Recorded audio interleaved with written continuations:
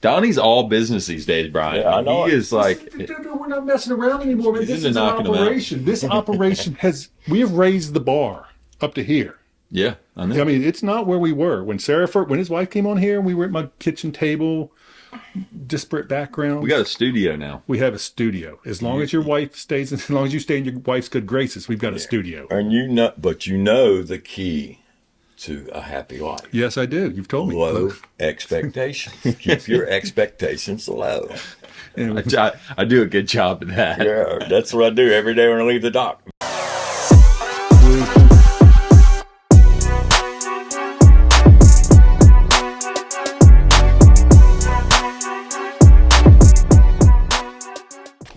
Check 1, 2. Check.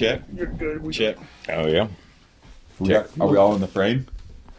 Let me turn the frame because I was in and out of the frame last You are? week too. Yeah, you were kind of doing all the things that you tell me not to do. Don't beat on the table. That makes Donnie mad. Reese was just fire. Even after we told him not to do it. He can't help it. We told him not to do it. That's what we said. Said don't bang on the table. It's the last thing we said before we really got Can't going. help it. Little brother can't help it. At least we didn't get on going on regulations. We didn't get it going on that. No, strike. But we got go. We talked about driftwood regulations. Well, I had to edit a lot of stuff out. Yeah, if you talked about, if you really want to get him rung up, just mention stripers.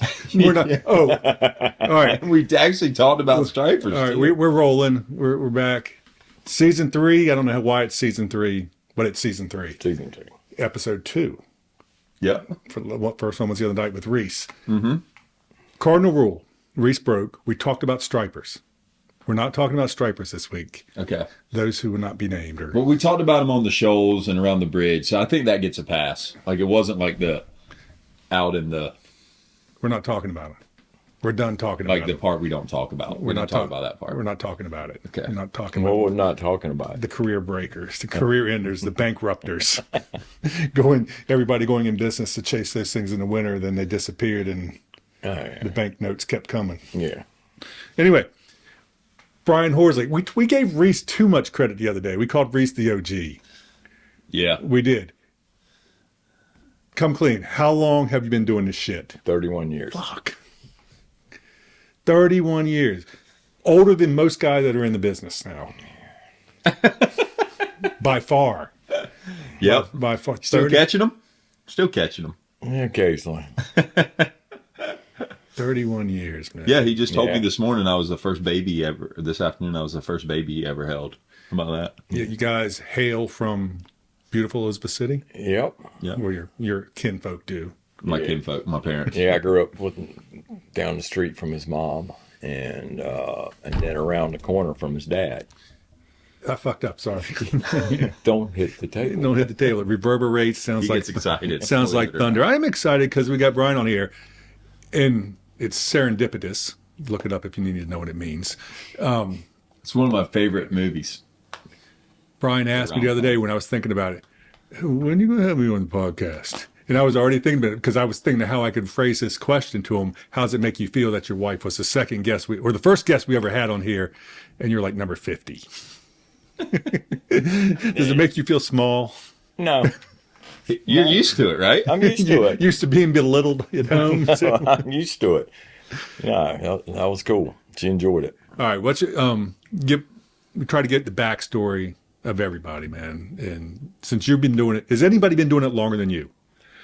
That went full time. Said this is what I'm going to do down here. Small boat, inshore, fly fish, light tackle. When I started, it was me and VP Brinson.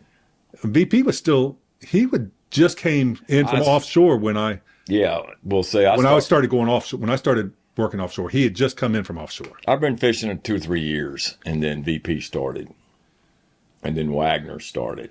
Yeah, And that was the original, and then we had to blow up about the ramp behind the fishing center. And so there was no ramp behind the fishing No, there was center. a ramp. there was a there. ramp, but you couldn't use it without a permit because it's on park property. And somebody took great offense to it and raised a little stink, and the Park Service said, never mind, nobody will use it. yeah, for years. nobody could use it. Yeah, because my first 4 or 5 years, I fished off my trailer. Yeah, and I did too. The first 2 years, but it was a badge of honor to be spoken to by Park Ranger Angle, Yeah, John Angle, to tell you that, hey, I'm going to give you a ticket if I see you put in here again. yeah. It was a badge of honor. Yeah. One day when he came up to, and my tire had fallen off my trailer, was floating away, and I said, I can't do it. I said, I can't pull her out of the water. But you still are not allowed to take. They're not people like charter boats are not allowed to get parties at that boat ramp. Is that If correct? you have a permit, now they are issuing the permit again. You can buy a permit. It's just like we were looking at running at Cape Lookout in the winter, possibly running, photography tours. And we checked, and he said, yeah, you got to have a permit if your boat touches the park. And he said, what y'all going to do, you probably don't need one, but just in case, you can get one. And one permit will cover 2 boats. So I made the mistake of going to the Park Service with our last week's guest.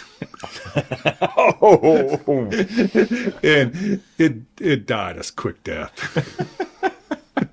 yeah. So no permit, and We did not get a permit. So back then, were there even slips for your boats at the fishing center? My first 4 or 5 years I was running the Hughes, I had 2 or 3 different Hugheses, and it was a mistake.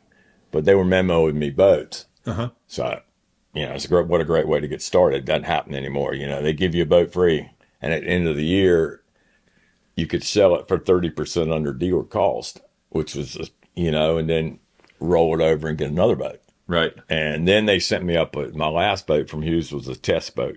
It was a prototype, and it was a piece of junk. And they made one of them, the one I ran. And then came up here for Donnie Jones from Jones Brothers, Lefty Cray. I can't remember his name, the editor of Fly Fisherman magazine. Getting old. And the fly line designer for SA, Bruce Richards, came up here to go striper fishing before it got really big, and it was blowing. And Donnie bought 2 boats up, and Tom Earnhardt, and I ran one of his boats for him for Lefty. And I said, I went to Donnie after the weekend. I said, who can I kill? Well, who would I have to kill to get one of these boats? He said, call me. And he said, I'll work with you. And so I built the boat. He had it ready. I was getting ready to pick it up. Then I went through a divorce. And my lawyer said, whatever you do not pick that boat up. I remember that. Yeah. And so Donnie kept it on a lot for 8 months and never said a word. He said, it'll be here when you're ready. Till you sign the papers? Yeah. And you've still got a good relationship with those guys. He's like my older brother. How many of his boats, Jones Brothers boats, have you been in now? 1, 2. I've had 3. Sarah's had her 20. She's had 3. We've had 6. And before, because I used to go offshore fishing with my grandfather and your dad, and all my the dad, time, and all the time, and me some too. Yeah. And that was that before? I guess that was just a little before you started guiding. That was like a year or 2 before, 3, 4 years before I started guiding. Yep. And we used to, because we had to, your granddaddy had to swish. Yep. At 25-foot aquasport. That was bad to the bone. I mean, it was a tuna catching machine. That sounds miserable. That just sounds miserable. It was great. 25-foot aquasport. My granddad picked his days. He didn't like going when the weather was bad. That's for sure. But back then he would go. Yeah. They used to run from Elizabeth City to the Gulf Stream.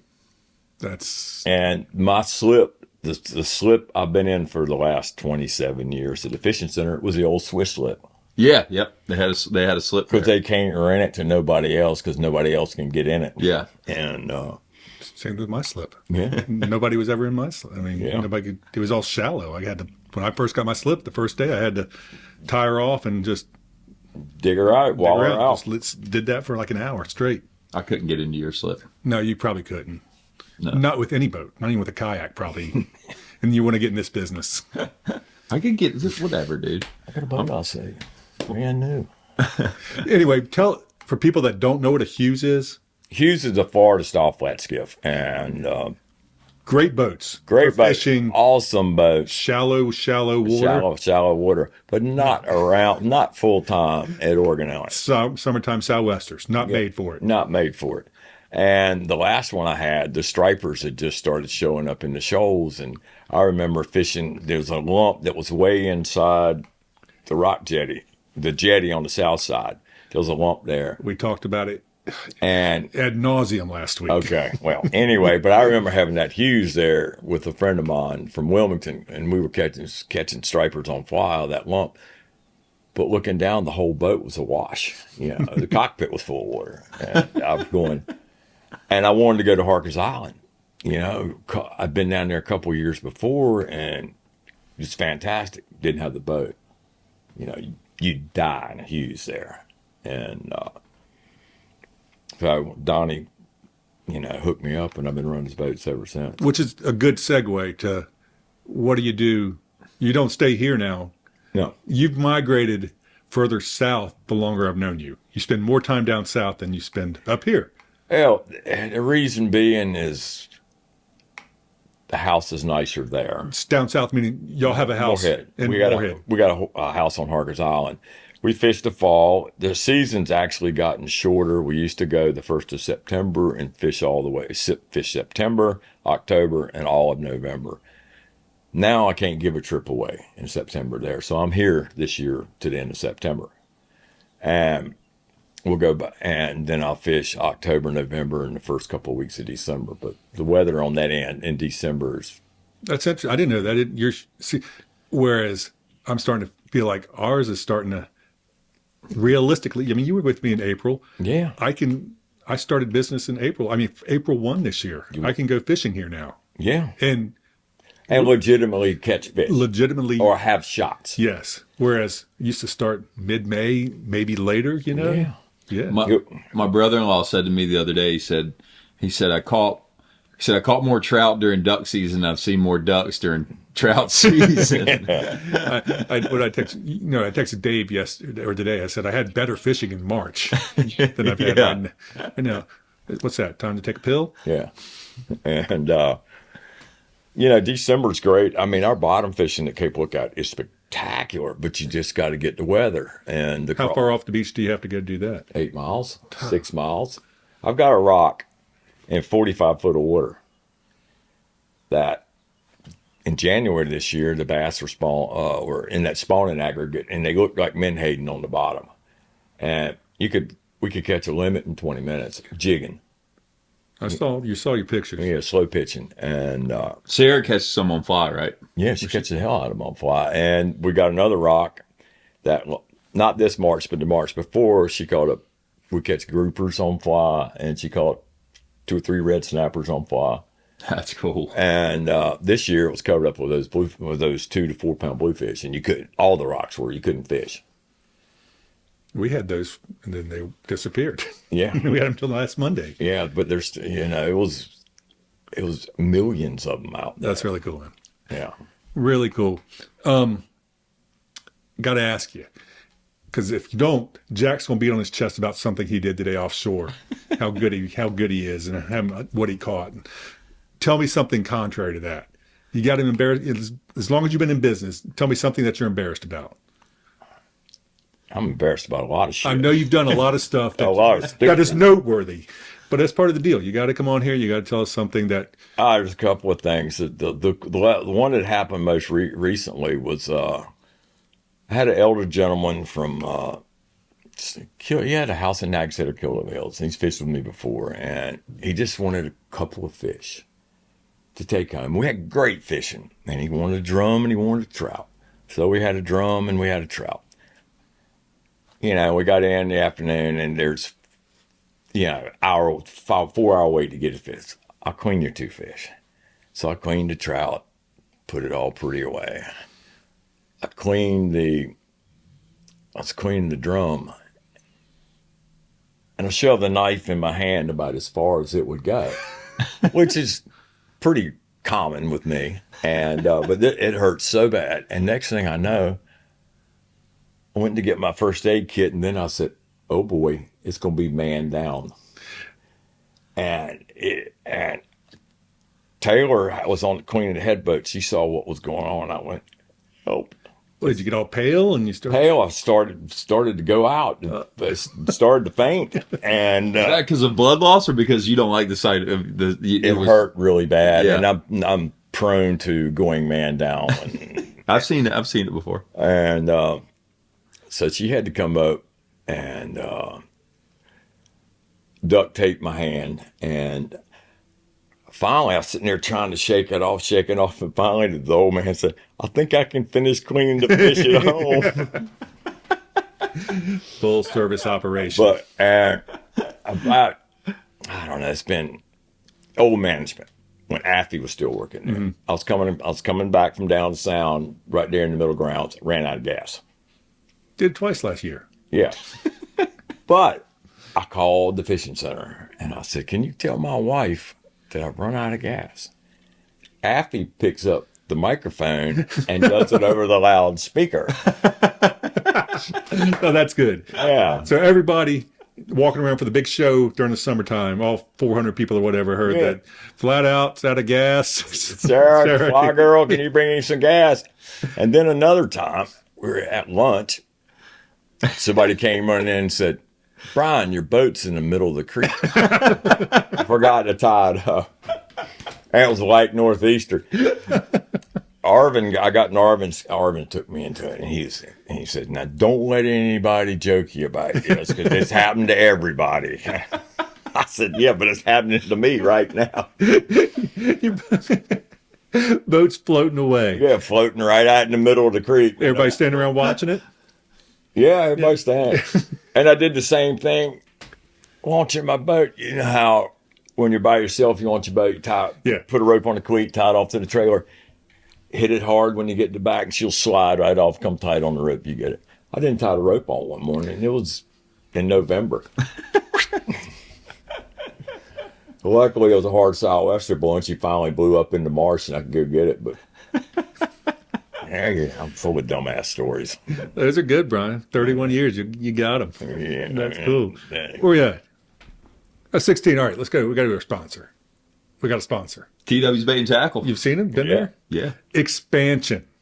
Big expansion. Expansion. The guy's not messing around. Only thing he needs now is a coffee bar in there. Yep. He won't put it. Wouldn't be a bad idea, really. Great idea for the wintertime. Yep. We can just sit up there and drink coffee and overlook everything. If you're listening, Chris, there you go, man. I know you're listening. You're paying for this shit. I know you're listening. And put it this way, if he doesn't have it, you don't need it. I mean, guy's got some inventory. Yeah, they got it. They've got it going on right now. Yeah. Anyway, TW's Bait and Tackle. We got to go see what they got to say to us. Be right back. Yeah, Donnie D from DOA and Misguided Fishing. Check it out. TW's got everything you need to catch all the fishes. The rods, the reels, string, baits, from all the guys that make that stuff. Shimano, Daiwa, Penn, St. Croix, Yoseria, Meat Hawk, etc., etc., etc. You want to look fly when you're doing all that catching? They got you covered with gear from Salty Crew, Pelagic, Extra Tough, and more. You got questions? Ask away. TW's is staffed by people who fish every chance they get. They got their finger on the pulse of Outer Banks fishing. I haven't even scratched the surface of this place. It's like a toy store for grown-ups. So check out TW's Bait and Tackle in Nags Head, the Outer Banks' largest tackle shop. Milepost 10.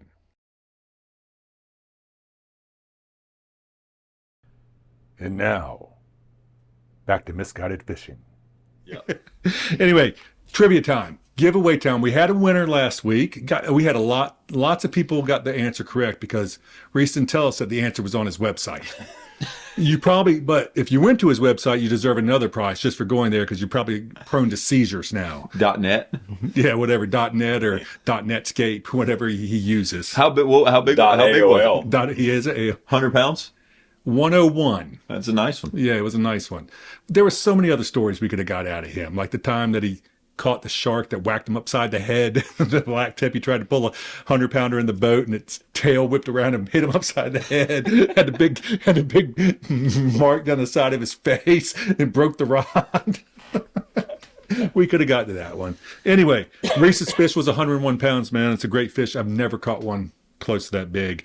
I already sent a direct message to the guy that won it. Let's see if he gets back to me. If not, I'll go down the list.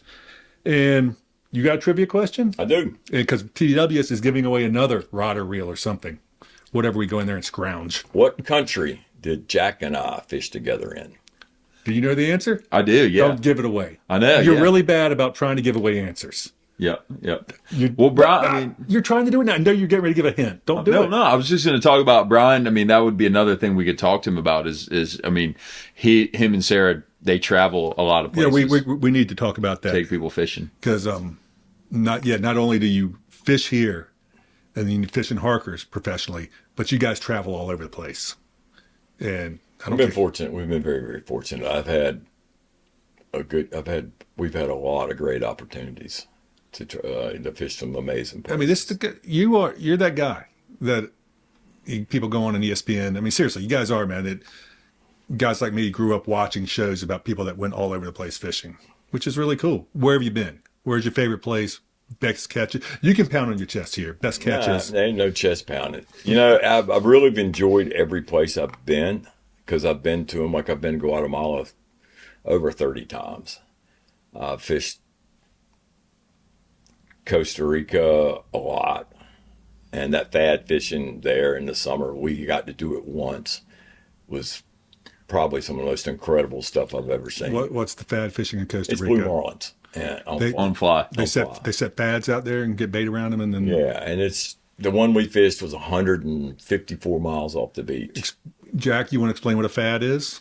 A fad stands for fish attracting device, and the ones in Costa Rica it's a pretty incredible operation. They sink these big anchors down with a long cable. I mean, it's in thousands of feet of water, right? It's 1,600 feet. 1,600 feet of water. There's seamounts out there. Seamounts. And a cable comes up, and they call them screens. Yeah. I guess. And it's basically a big square, triangle, some kind of, not a tarp, but something like that. Something that'll last. And they actually, a lot of them, the cables stay, and they have divers that they send out there, and the divers go down and they'll attach the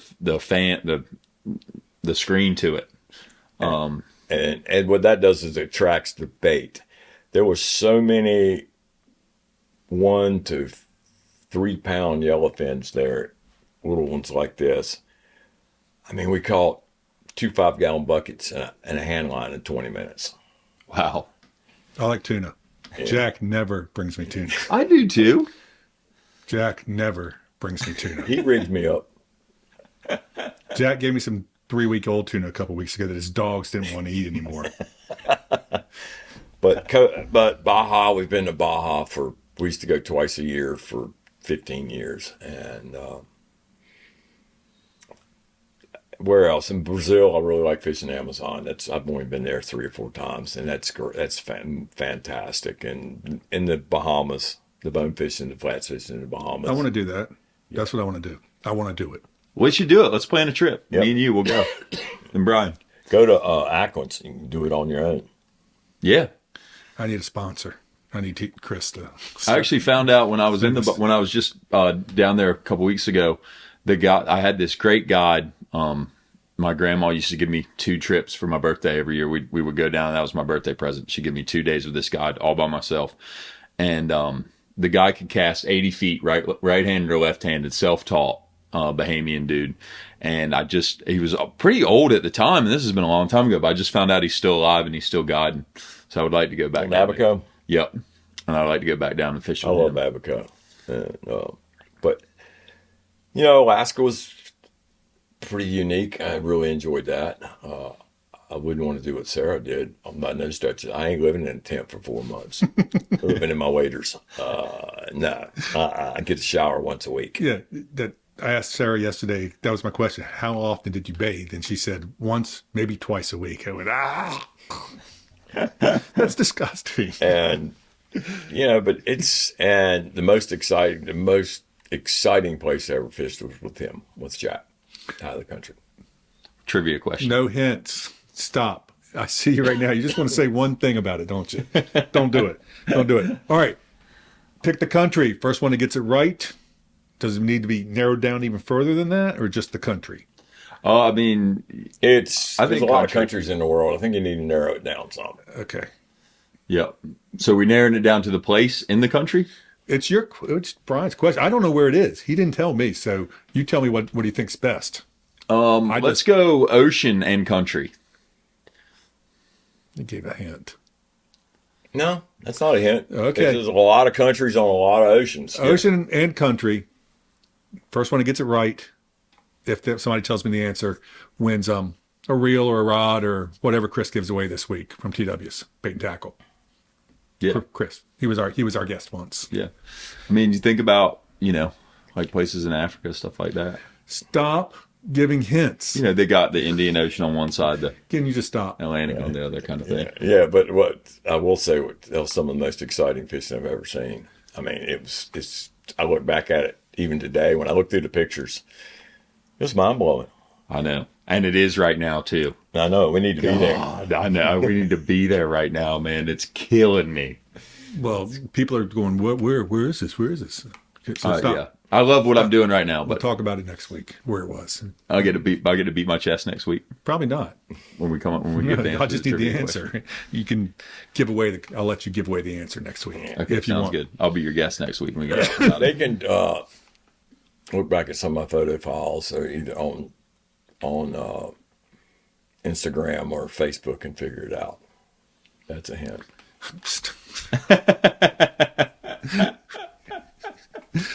Okay. It's still gonna be tough. No hints. No hints. All right. We're getting enough participation now where, don't need hints. But Yep. traveling was good, and I'm like y'all. I fish for a living. I ain't got no money, but I've had a great core group of people that have traveled with me for 20 years all over the planet, and now we're all getting old, and it's harder and harder to get to go to some of these places because the lodges, for anybody out there, the lodges, if you can bring bodies and bring decent people, they'll take care of you, and they'll comp your spot and they pay commission, and that's how they live, that's how they survive, and so it's not as easy as it sounds, but it's done really well for us. We've been very, very fortunate, and with the people we fish with. Y'all still do, I know you used to do shows. Do y'all do shows in the winter anymore? No. Yeah, don't do that. Just travel. I went to the show. Went to the fly fishing show last winter for the first time in 3 or 4 years, and I worked in Siegler's booth and Wes's booth, but our booth is no more.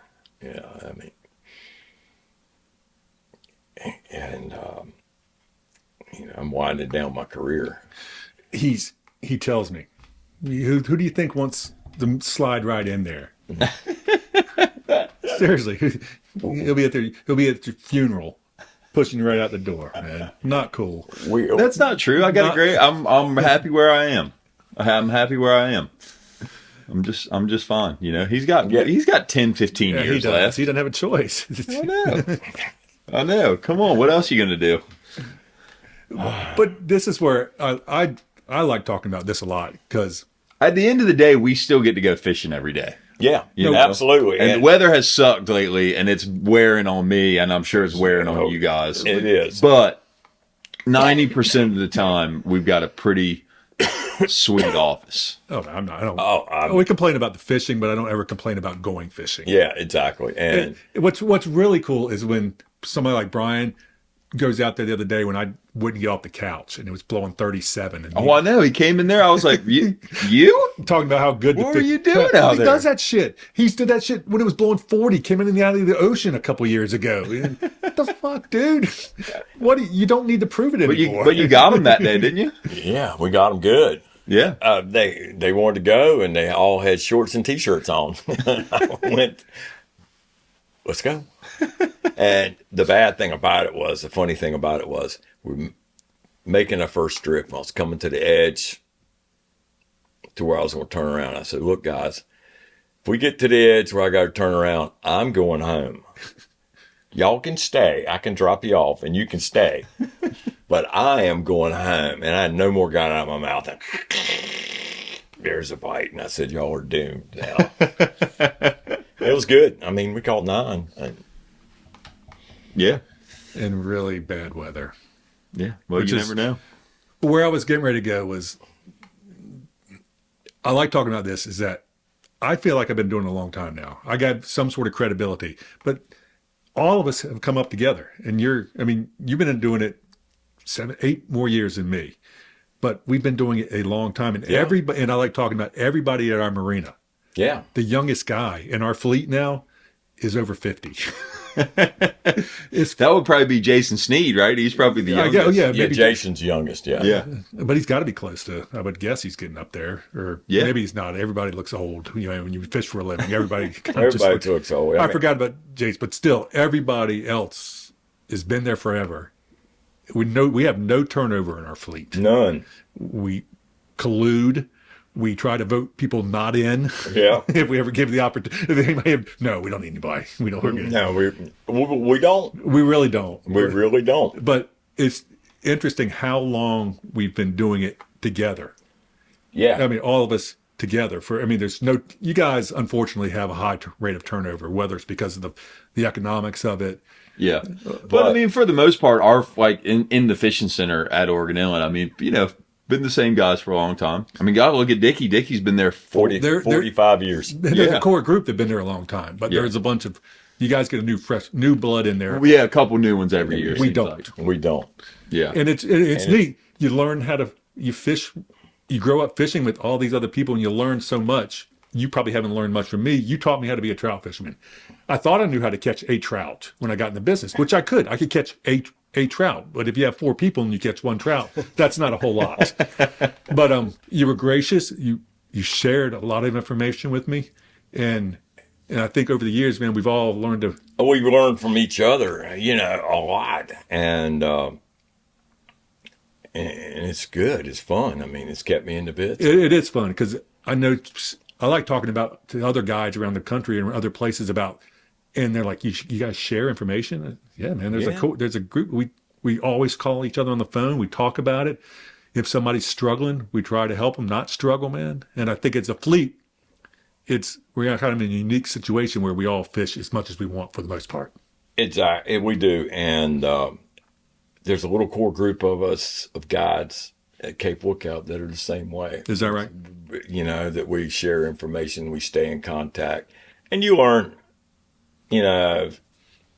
whose information you don't have to put filters on. Yeah, I know. And which is true in any place, and particularly my information needs to be filtered. But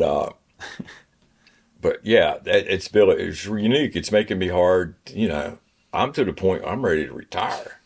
I mean, I am. It's physically, it hurts. Well, you probably shouldn't go when it's blowing 37 and raining. You don't need.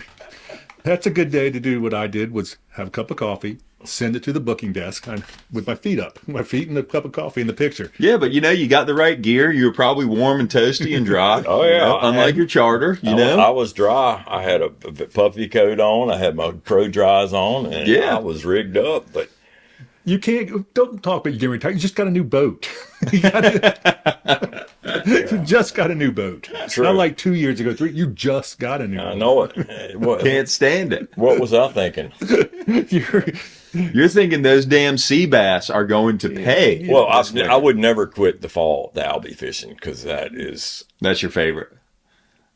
Because you got to think, a lot, and they're very patternable, right? Most of the time. But if they're not here, they might be here kind of thing. And it's about the tide. They really like tide, right? And they like a lot of current. And how about that? And it flushing the bait out. Yeah, it disorients the bait, and I enjoy it. I really, really, really enjoy it. And even the days we're out there when you're dipping the bow. I keep saying I'm gonna go down there too. I need to go do that too. Yeah, you need. That's closer than the Bahamas. I've got days. We could be in the Bahamas faster, really. That flight to Atlanta, God, when I went, you fly to Atlanta, straight shot to Marsh Harbor. I mean, it's freaking easy now, man. Yeah. That is bougie. The last time we went On a jet? Yeah, we flew private, and that was pretty. Okay, yeah, that's even better. That was pretty cool. But yeah, like I wouldn't, and the bottom fishings I love, and I want to. If we ever get a day that I can get across the bar without dying, I think I would like to try some slow pitching here. Oh yeah, yeah, yeah, and I know it'd work. I know it'd work on the jacks because they can't, it's something they hadn't seen, and it's different, and. There's a lot of stuff to figure out, but there's always something fun and new to try. Yep. You know what I mean? No matter how much you catch and I'm always thinking, what's the next way that I can start catching more tuna than somebody? What's the next bait? What's the next lure? What's the next technique? Here comes. No, I'm done. Come on. Yeah, I haven't figured it out yet, but I'm still trying. I get tired of the summer grind. Get tired, and especially like what we've had the last 3-4 days with the fog and wind and fog together. Yeah, what is that? But it makes it. The fishing has been less than spectacular the last couple of days. You guys need some southwest wind, don't you? Give me a 30-knot southwester, and I'll be happy. It usually gets things chewing down the sand. I will too. God, I swear. I told Dickie this morning. I said, man, I'll take 40-knot southwest over this freaking pea soup I was going through dodging ships this morning. Yeah. God, that's man. awful. I hate fog. Good. And then the other morning, we all left in a group, and they make me lead. What's up with that shit? You got the new boat. Yeah, I haven't had to lead yet. I was smart this morning. I waited for daylight. You could see buoy to buoy this morning at daylight, So, because the radar's kind of tough there. And you guys don't have those. Oh, I've been out there enough at night. It's awful. Coming from Cheese, when I was working for 1 Watt Pot and Bass in the middle of the night, you're going, holy shit. That'd be a good movie. You and Dave out there again. Pot and sea bass together at y'all's age. We were in our 50s then, and it was great work for 2 old men, man. We set our pots, and then we turned the microwave on and make a Stouffer's cream chip beef. Put it on bread, eat our little white bread. Yeah, a little white bread, and then go pick your pots up. Yeah. And then start turning and burning. Yeah, just quick story about the fog. There was an outboard yesterday coming in. I wasn't there to see it. I'd already come in, but apparently there was a ship on the radar. They couldn't see it. And just anybody that is thinking of going out in the fog offshore, and they're yelling at this guy on 80, and all the charter boats slowed down because they could see him, and this guy kept going. And apparently the thing just, like a ghost appeared out of the fog, and that outboard was right underneath his bow. And they said, the guys are like, I don't know how he somehow turned off and got away from him. But like the guy was wah, wah, wah, on the horn and everything like that. Oh my God. So just, it's kind of what, these last couple days have, when it's been really, really bad for a long, long way, just wakes you up about how important being safe and thoughtful about your actions are. Back during the striper days, when we'd have foggy days, I called Kraus on, he was running your boat. Yeah. And I always kept close to him, and he said, I said, well, if you see a boat 6 feet from you that's stuck to you like Velcro, that would be me, because he had radar. Yeah. I'd rather be in the fog and the sound than in the ocean. Oh, yeah. It just scares me in the ocean. I never get used to it. Never. The sound, I don't know. I feel like I can just run. I don't worry. Well, you can stay in shallow water where you won't, you can stay out of the channel. But we all have we're all in shallow water. And there's guys 2 days ago running around down there, down the sound, and you can hear them wondering where they're going to pop on the pins. Where they're going to pop out at. And wasn't a whole lot of visibility. No, God. For a while there. Not even 100 yards.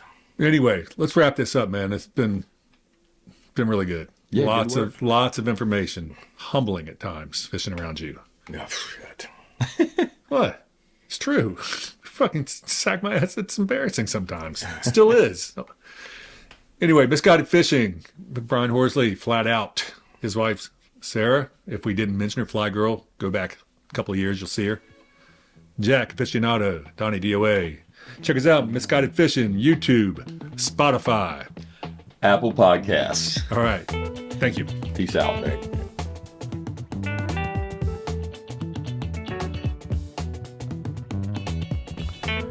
Misguided Fishing has been brought to you by TW's Bait and Tackle, Nag's Head. Thanks everybody for watching or listening. We'll see you next time.